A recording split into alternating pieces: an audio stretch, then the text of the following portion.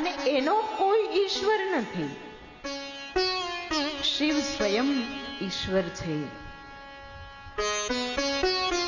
એ ઈશ્વરના મસ્તક પર ગંગા સુશોભિત છે. કપાલમાં ચંદ્રને ધારણ કરેલો છે. એ જ ઈશ્વર ત્રિનેત્રી છે, 3 નેત્રવાળા છે, પંચમુખવાળા છે. એ જ ઈશ્વર પ્રસન્ન સ્વરૂપવાળા 10 હાથવાળા છે. ત્રિશુલ ધારણ કરેલું છે, અતિશય ધોળા કપૂર વર્ણના છે. અને ભસ્મથી લેપાયેલા દેહવાળા કાળ સ્વરૂપ એ બ્રહ્મ સદાશિવે શક્તિની સાથે રહી અને એકવાર શિવલોક નામનું ક્ષેત્ર રચ્યું. એ ક્ષેત્ર એનું નામ આનંદવન પણ છે. એનું નામ અવિમુક્ત નગરી પણ છે. અને ભગવાન સદાશિવ અને શક્તિ દ્વારા રચાયેલું એક ક્ષેત્ર આજે આપણે કાશી તરીકે ઓળખીએ છીએ. ભગવાન દ્વારા ઉત્પન્ન કરાયેલી નગરી સર્વપ્રથમ જ્યારે પ્રલય કાલ વખતે પ્રથમ જો કોઈ ભૂમિનું સર્જન થયું હોય તો એ કાશીનું થયું છે. પ્રલય કાળે પણ શિવ અને શક્તિ આ કાશીનો ત્યાગ કરતા નથી અને એટલે એને અવિમુક્ત નગરી કહેવામાં આવે છે, અવિમુક્ત સ્થાન કહેવામાં આવે છે. ભગવાન શિવ અને શક્તિ અવિમુક્ત ક્ષેત્રમાં જ્યારે વિહરી રહ્યા હતા, વિહાર કરી રહ્યા હતા, ફરી રહ્યા હતા, રમણ કરતા હતા, ત્યારે શિવને વિચાર આવ્યો કે હે દેવી, આ સમસ્ત જગતનો ભાર કોઈક પર મૂકી શકાય એવા બીજાની રચના આપણે કરવી જોઈએ અને આપણે માત્ર આ અવિમુક્ત ક્ષેત્રમાં રહી અને આનંદ કરીએ. એટલા માટે થઈ અને ભગવાન સદાશિવે એ સમર્થ બ્રહ્મે શક્તિના ડાબા 10મા અંગમાં અમૃતના આસવનો સંચાર કર્યો. શિવકથા છે ને એમાં એ પ્રાતઃકાળનું જે પ્રથમ સત્ર છે એ થોડુંક તત્વજ્ઞાન યુક્ત હોય છે. શક્તિના ડાબા 10મા અંગમાં મન મથુરા કાયા કાશી જાણ, દિલ દ્વારકા મન મથુરા કાયા કાશી જાણ, 10 દ્વારકા દેહલા તામે જ્યોત પહેચાન.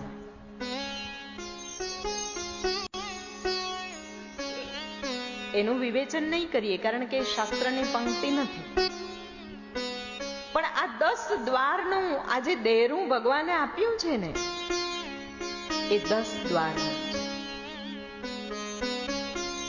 મંદિર તારું વિશ્વ રૂપાળું. કેવું સુંદર છે, પલ પલ તારા.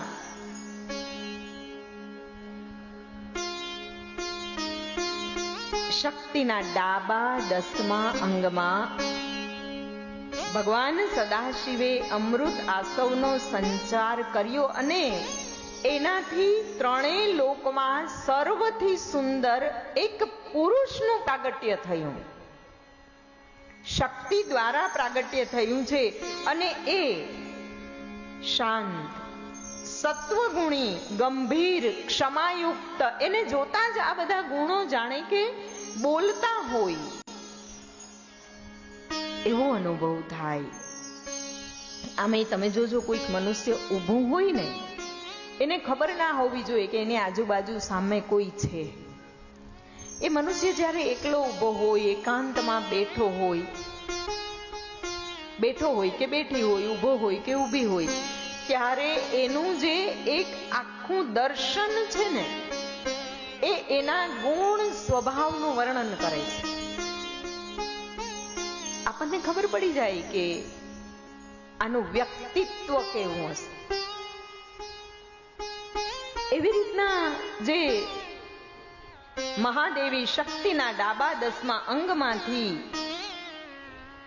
જે પુરુષનું પ્રાગટ્ય થયું, એ શાંત, સત્વગુણી, ગંભીર, ક્ષમાવાન, ઉપમા રહિત, ઇન્દ્રનીલ મણિ જેવી કાંતિવાળા, લક્ષ્મીયુક્ત, ઐશ્વર્યયુક્ત, કમળ જેવા જેના ઉત્તમ 2 નેત્રો છે, સુવર્ણમયી આકૃતિવાળા, એના દેહનું લાલિત્ય, એની ગંભીરતા, એના મુખ પરના હાવભાવ એટલા બધા ઉત્કૃષ્ટ છે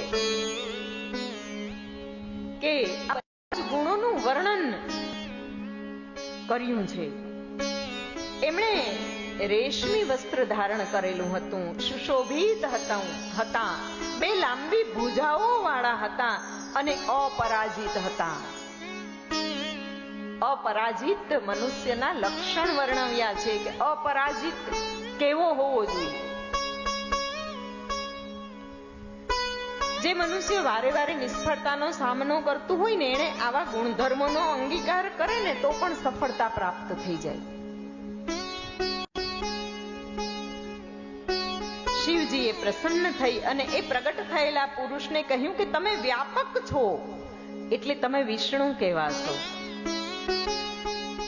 તમે ભક્તોને સુખ આપનારા છો એટલે તમારા ઘણા બધા નામ પ્રસિદ્ધ થશે. સદાશિવે એને અત્યારે તપ કરો એમ કહી અને ભગવાન સદાશિવે પોતાના શ્વાસના માર્ગ વડે એ વિષ્ણુને વેદો અર્પણ કર્યા અને ત્યાર પછી ભગવાન વિષ્ણુએ 12,000 વર્ષ સુધી તપ કર્યું. બ્રહ્માજી કહે છે નારદજીને, સંવાદ બ્રહ્મા નારદનો ચાલે છે, જેનું વર્ણન સૂતજી કરી રહ્યા છે ઋષિ મુનિઓને. બ્રહ્માજી નારદજીને કહે છે કે હે નારદ, એ વખતે વિષ્ણુએ 12,000 વર્ષ તપ કર્યો અને થોડાક શ્રમિત થયા. એની આજુબાજુ જલ થયું અને એ જલમાં 24 ગુણધર્મો યુક્ત બ્રહ્માંડ, એક અંડ પ્રગટ થયું અને એમાં નારાયણે થોડોક વિશ્રામ કર્યો.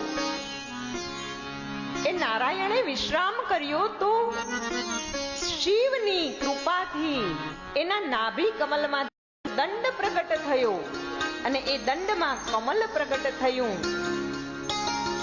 બ્રહ્માજી કહે છે કે હે નારદ, આ તો શિવની માયા હતી, ખરેખર તો હું ભગવાન સદાશિવના અંશ રૂપે જ પ્રગટ થયો. ભગવાન સદાશિવના અંશ રૂપે જ પ્રગટ થયો હતો, પરંતુ ભગવાને બ્રહ્મા અને વિષ્ણુને મોહ પમાડવા માટે કમલ દંડમાંથી મને પ્રગટ કરાવ્યો. અને ત્યારે હું હિરણ્યગર્ભ બ્રહ્મા, ચતુર્મુખયુક્ત લાલ વર્ણવાળો, મસ્તક પર ત્રિપુંડના ચિહ્ન સાથે પ્રગટ થયો અને હું પણ શિવના પુત્ર તરીકે, શિવાદેવીના પુત્ર તરીકે, શિવના અંશ તરીકે પ્રગટ થયો છે. જ્યારે બ્રહ્માજીએ બ્રહ્મા અને વિષ્ણુની બંનેની ઉત્પત્તિ શિવ દ્વારા થઈ છે એ વર્ણન કર્યું, ત્યારે દેવતાઓ કહેવા લાગ્યા કે હે સૂતજી મહારાજ, તમે આ અદ્ભુત વાત અમને જણાવી છે, બંનેનું પ્રાગટ્ય થયું, પણ એના પછી શું થયું એ અમને જણાવો. અને ત્યારે બ્રહ્માજીએ કહ્યું કે હે મુનિ શ્રેષ્ઠ, અમે બંને ક્યાંથી આવ્યા એના માટે થઈ અને અમે 12,000 વર્ષ સુધી તપ કર્યું. ત્યાર પછી અમારે કરવાનું શું એની આજ્ઞા મેળવવા માટે અમે સદાશિવની સ્તુતિ કરી. અમે એને ભજતા રહ્યા, પ્રાર્થના કરતા રહ્યા, અને પ્રાર્થના કરતા કરતા ગર્વ રહિત બન્યા. લાંબો સમય સુધી પ્રાર્થના કરવામાં આવે, લાંબા સમય સુધી ભક્તિ કરવામાં આવે, લાંબા સમય સુધી નિયમિત રીતે કોઈ પણ એક કાર્ય કરવામાં આવે ને તો ગર્વનું ખંડન થઈ જાય છે, ગર્વ ખંડિત થાય.